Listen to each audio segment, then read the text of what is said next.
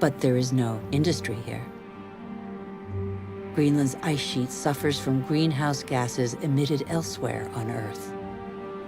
Our ecosystem doesn't have borders. Wherever we are, our actions have repercussions on the whole Earth. The atmosphere of our planet is an indivisible whole. It is an asset we share. On Greenland's surface, lakes are appearing on the landscape. The ice cap has begun to melt at a speed that even the most pessimistic scientists did not envision 10 years ago.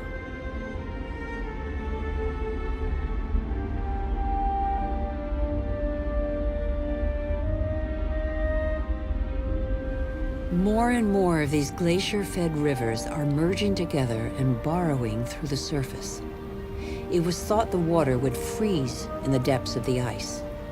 On the contrary, it flows under the ice, carrying the ice sheet into the sea, where it breaks into icebergs.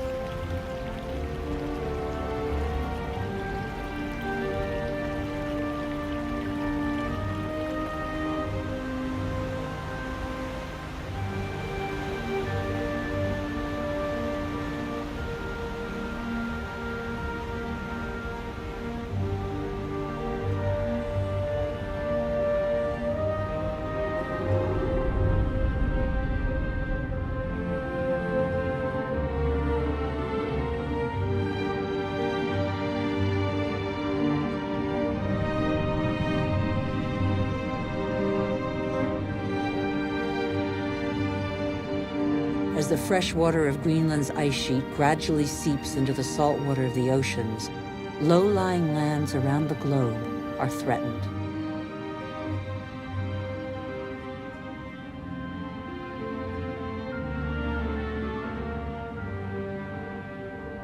Sea levels are rising. Water expanding as it gets warmer caused, in the 20th century alone, a rise of 20 centimeters. Everything becomes unstable. Coral reefs, for example, are extremely sensitive to the slightest change in water temperature. 30% have disappeared. They are an essential link in the chain of species.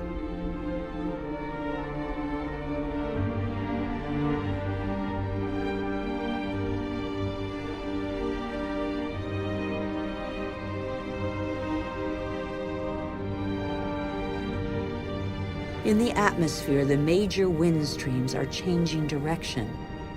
Rain cycles are altered. The geography of climates is modified. The inhabitants of the low-lying islands here in the Maldives, for example, are on the front line. They are increasingly concerned. Some are already looking for new, more hospitable lands.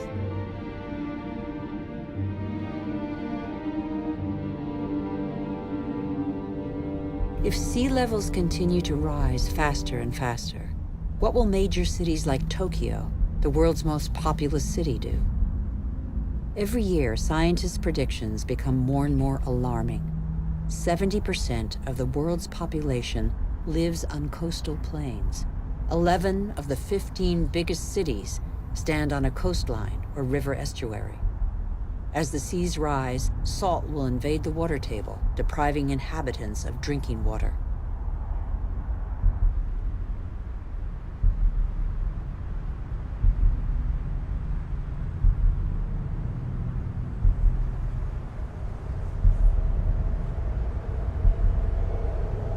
Migratory phenomena are inevitable. The only uncertainty concerns their scale.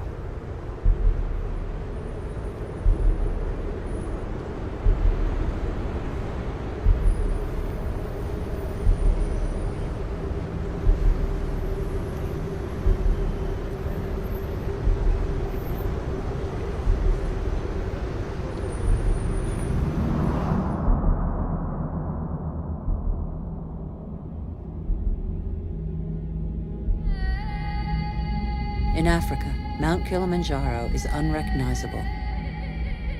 80% of its glaciers have disappeared. In summer, the rivers no longer flow. Local peoples are affected by the lack of water.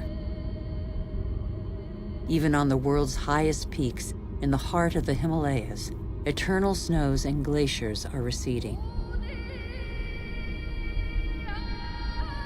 Yet these glaciers play an essential role in the water cycle. They trap the water from the monsoons as ice and release it in the summer when the snow melts.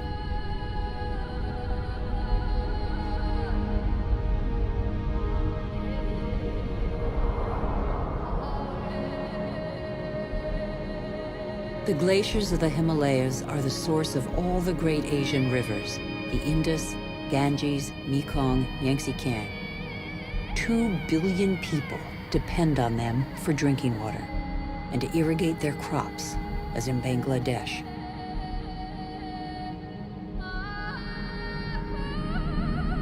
On the delta of the Ganges and Brahmaputra, Bangladesh is directly affected by the phenomena occurring in the Himalayas and at sea level.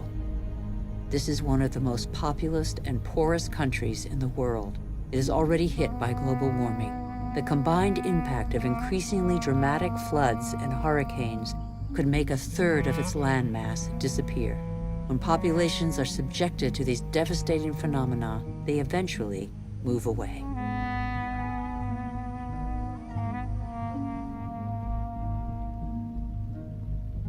Wealthy countries will not be spared. Droughts are occurring all over the planet.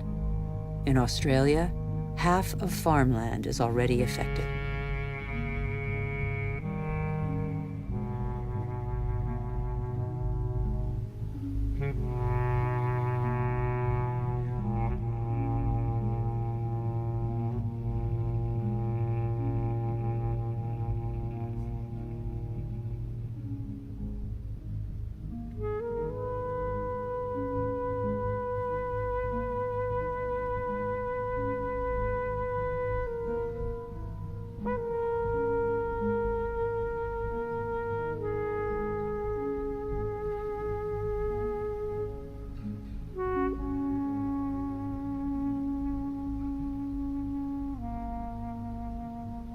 We are in the process of compromising the climactic balance that has allowed us to develop over 12,000 years.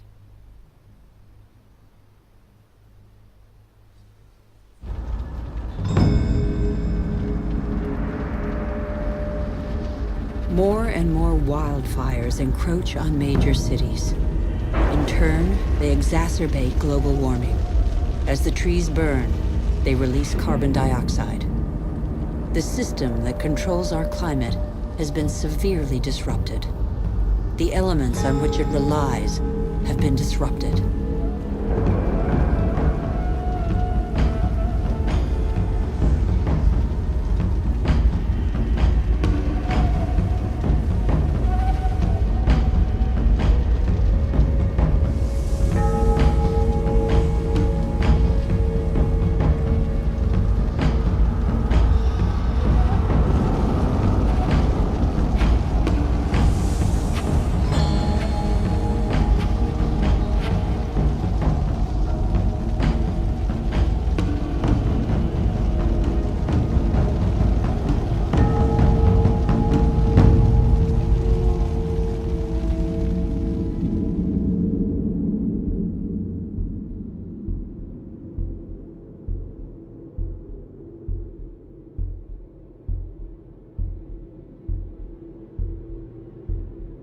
The clock of climate change is ticking in these magnificent landscapes.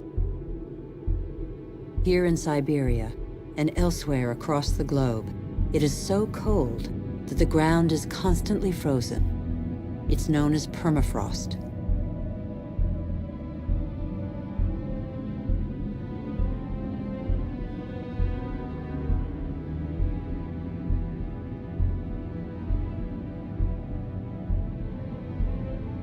Under its surface lies a climactic time bomb, methane, a greenhouse gas 20 times more powerful than carbon dioxide. If the permafrost melts, the methane released would cause the greenhouse effect to race out of control with consequences no one can predict. We would literally be in unknown territory.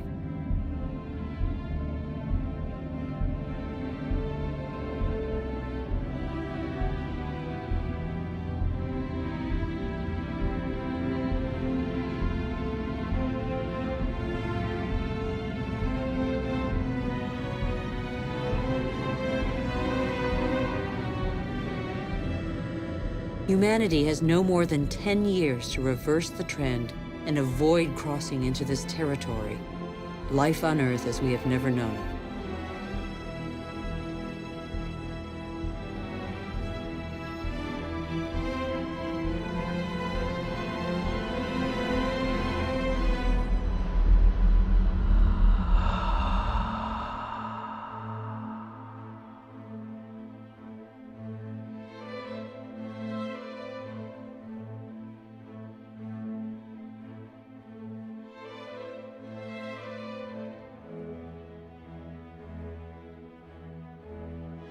We have created phenomena we cannot control.